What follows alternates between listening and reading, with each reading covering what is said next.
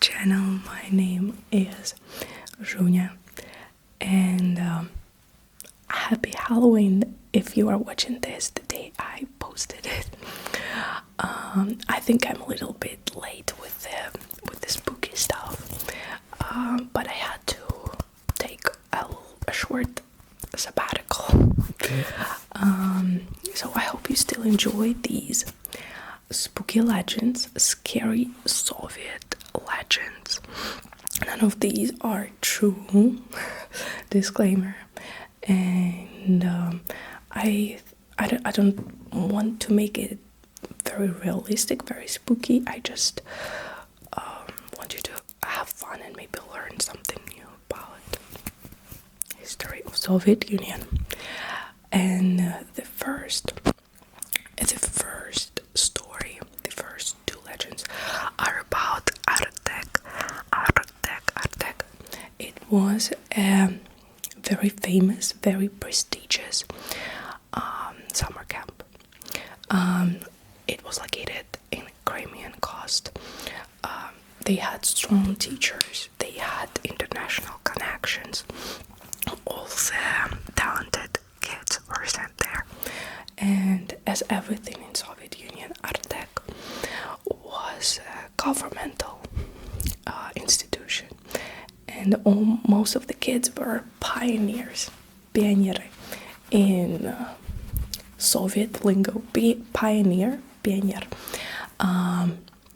was a kid who participated, who was a part of this youth organization.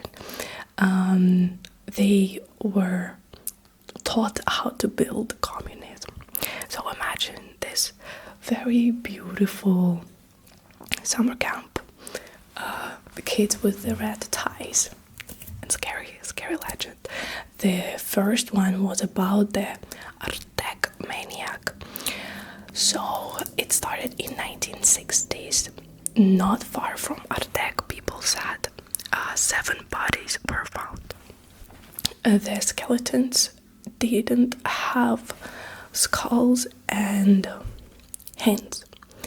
According to another version of this legend, these skeletons were buried in a wooden box very deep underground.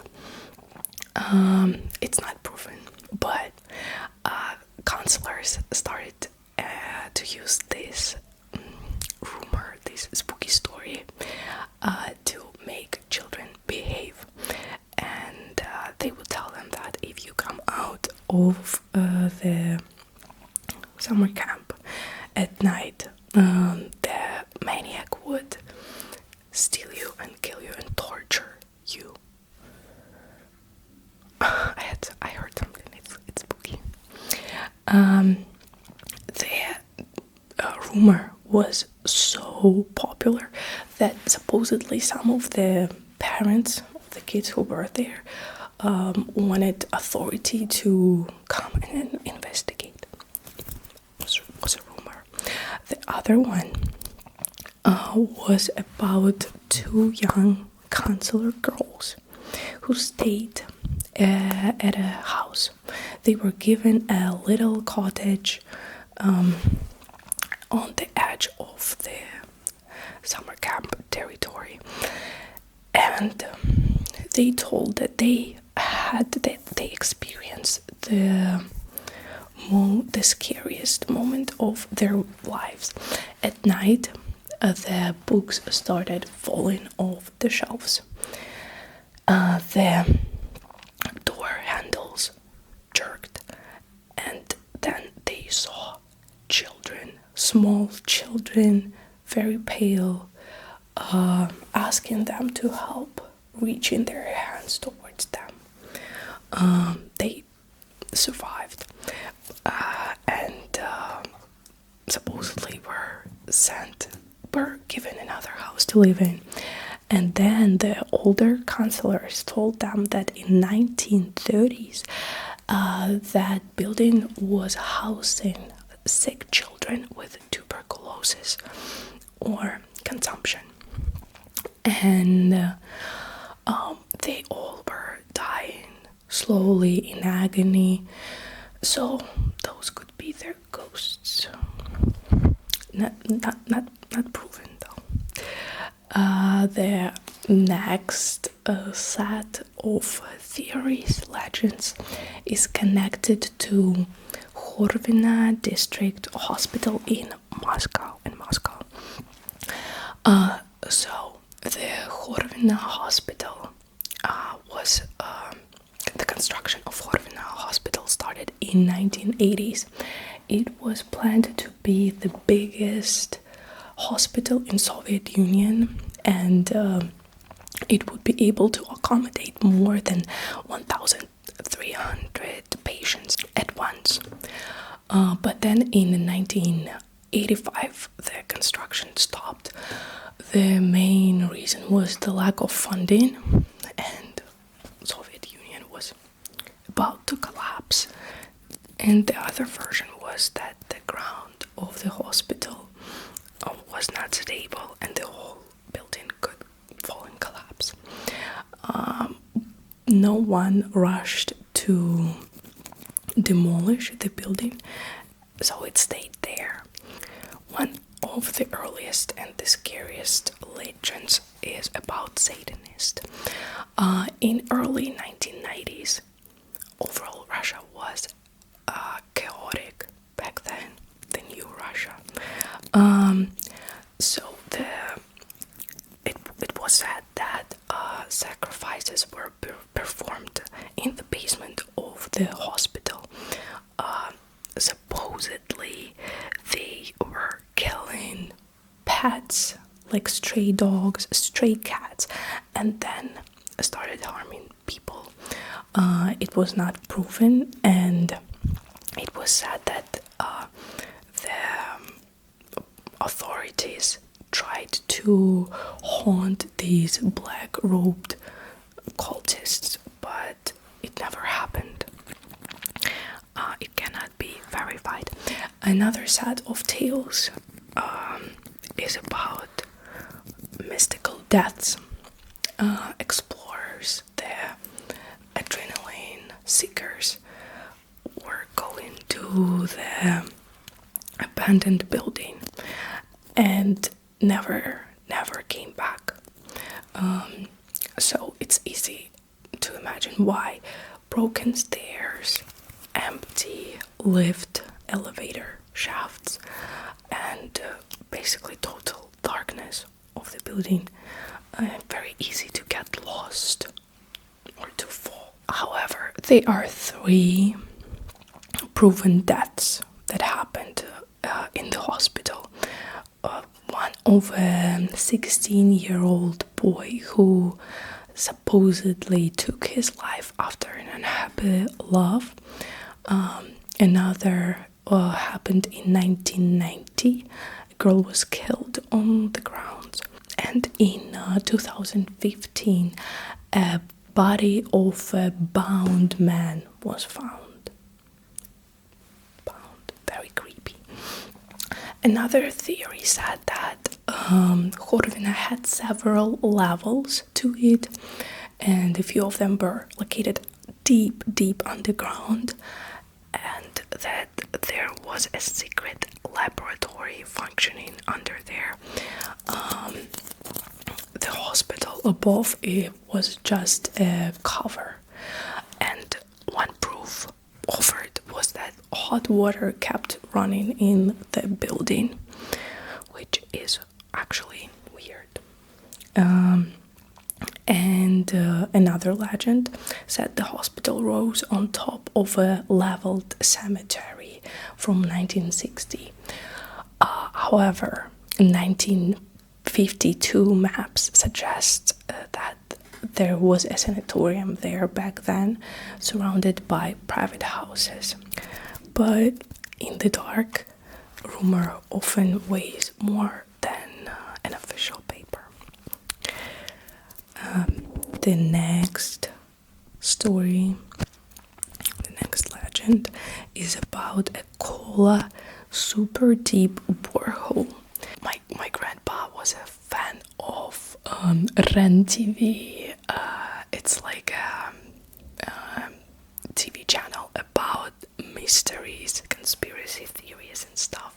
and I watched a lot of stuff about this Kola super deep borehole. The construction, the drilling started in 1970 in Russia's far north. It was purely for research. No oil, no gas was located there. Articles about drilling and the Earth's crust appeared in Soviet and Western journals. It was very prestigious drilling for Russia because the borehole reached 12,261 meters, and it was the deepest on Earth, and the record still stands. It was deeper, guys, than Mariana Trench. Officially, the drilling ended in 1994, but truly active drilling stopped in 1991 when the Soviet Union collapsed. So the funding dried up. Then came the legend, the well to hell. According to the story, in 1989 something went wrong. After reaching the depth of 14 kilometers, drillers allegedly hit a vast cavity. The temperature there exceeded 1,100 degrees Celsius. A special heat-resistant microphone was lowered into the shaft, and after working only a few seconds, it was broken.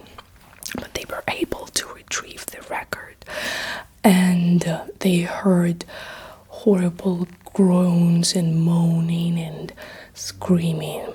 Most of the workers fled.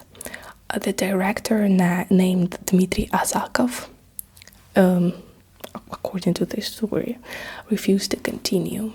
The borehole was sealed and the recording classified. In another version, when the microphone finally failed, something winged burst from the shaft, an infernal demon like a giant bat, and flew into the sky in front of dozens of workers. But of course, it's a legend, and originally it spread with a small Finnish newspaper in late 1989. The authors knew the project existed, but got key facts wrong. They called it a Siberian gateway, even though it was located in Murmansk Oblast, so more European than Asian. They also claimed that the depth of the hole was 14 kilometers, even though it was a little bit more than 12, and they implied that the microphone could work at 1,000 degrees Celsius, even though it's not possible, and the actual temperature down there was 220. And the leader of the site was not any Dmitry Azakov, but a well-known Soviet geologist with another name. The deeper problem, no hell screams recording was ever produced. Its existence was explained away as classified.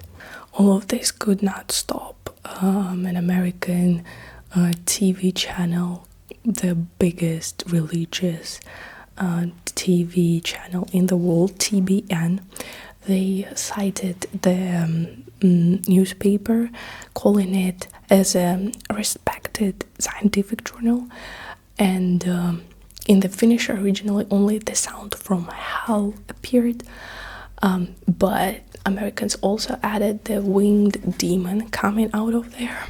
And in the United States there was another story made, but it was located in Alaska, and they made it bloodier. The demon didn't just fly away, it killed the drillers first. The next story is about a giant pool swimming pool, Moskva. As Moscovites called it, the giant puddle. It was located where the Cathedral of Christ the Savior was blown up in Soviet Union.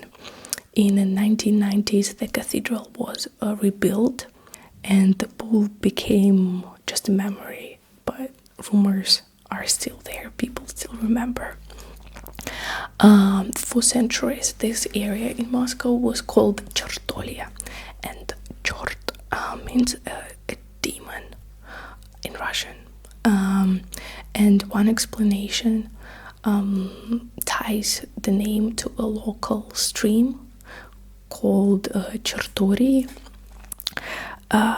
In that area, there was a convent located, and their abbess, according to the legend, said that no building could stand on these lands more than 50 years. And the cathedral stood there for 48 years.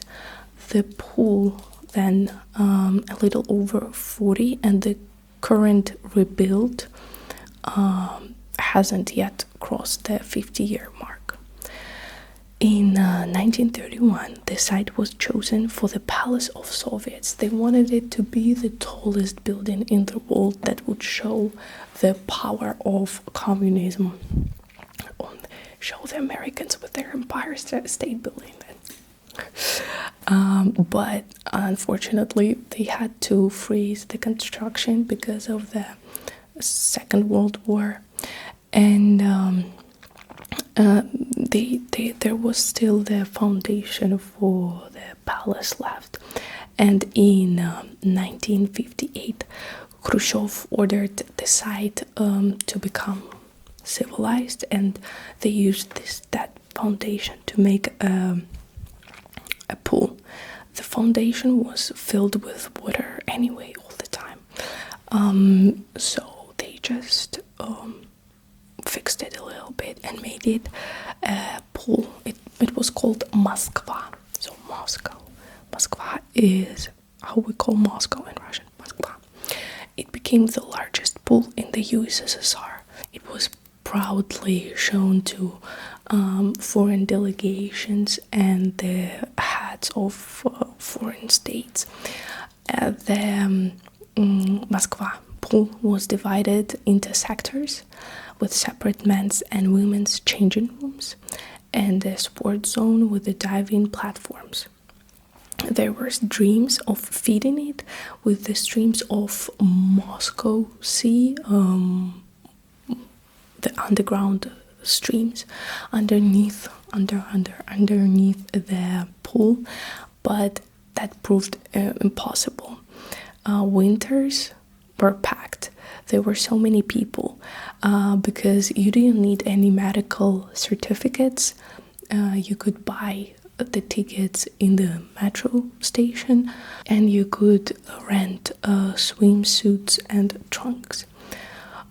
Old-timers swore the cathedral silhouette appeared in the drifting stream. Darker rumors of cult-like drownings circulated, but police records show that it wasn't true. There was no such wave of incidents. One problem was real: corrosion. Constant vapor ate into nearby buildings, and it was detrimental for the Pushkin Museum located nearby. In the early 1990s, as always, soaring utility tariffs made the giant bath unprofitable. From 1991 to 1994, the basin stood empty, and the space was briefly repurposed for discos and parties. In 1994, the pool's liquidation was signed, and immediately they started rebuilding the Cathedral of Christ the Savior. The puddle vanished, like many symbols of that bygone era. And the last set of legends is about Chernobyl and its satellite town Pripyat. It's always been the scariest thing to read and to watch about for me. The documentaries and the TV show from HBO, I recommend, by the way, but still very, very scary for me. But these are only legends, not true. So I hope it's gonna be interesting for you. Chernobyl isn't just a place and a date. It's a whole weather system of stories. The satellite city Pripyat, built for plant workers, was a showcase. Neat apartments, a nice school with stained glass, slogans about peace and progress. Then came the night of April 26, 1986. The explosion at the 4th unit, radiation, evacuation. These became textbook facts, but where facts run out, folklore grows. And the first legend is about the blackbird of Chernobyl or the Mothman. I heard two versions of this story. One pictured a strange creature, huge wings, red eyes, harsh cries, looking like a raven, and the other one, a man who was something in between a moth and a human. The night shifts guards that randomly passed by supposedly witnessed the creature in the sky. Afterward, so the stories go, witnesses had nightmares and received silent phone calls. There is no verification, no official report. It's an omen drawn after the fact, a simple image for a complex event. I think people just always want to see the signs, even if there were none. The other one is more realistic. It's about the bridge of death. So supposedly, when the explosion happened, many people got gathered at the railway overpass at Pripyat's entrance, and they were looking at the fire in the sky. Everyone who stood there to watch the glow later died of radiation sickness. But there is no list of everyone, and there is the reality of the dose that night, the glowing aerosol and dust, and the wind. The other one is about the hospital basement and the gear.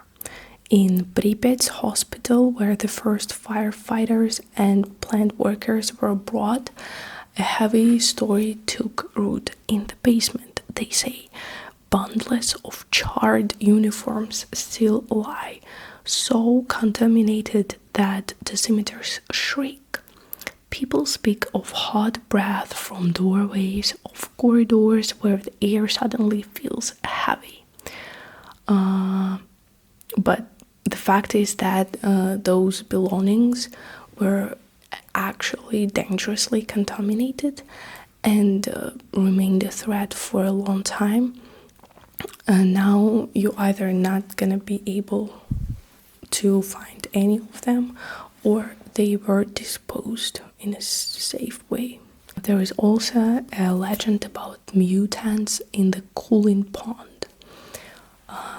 They are concrete banks in the 4th unit and still surface, and there were a few videos where enormous catfish rose. Legend says radiation made them monsters.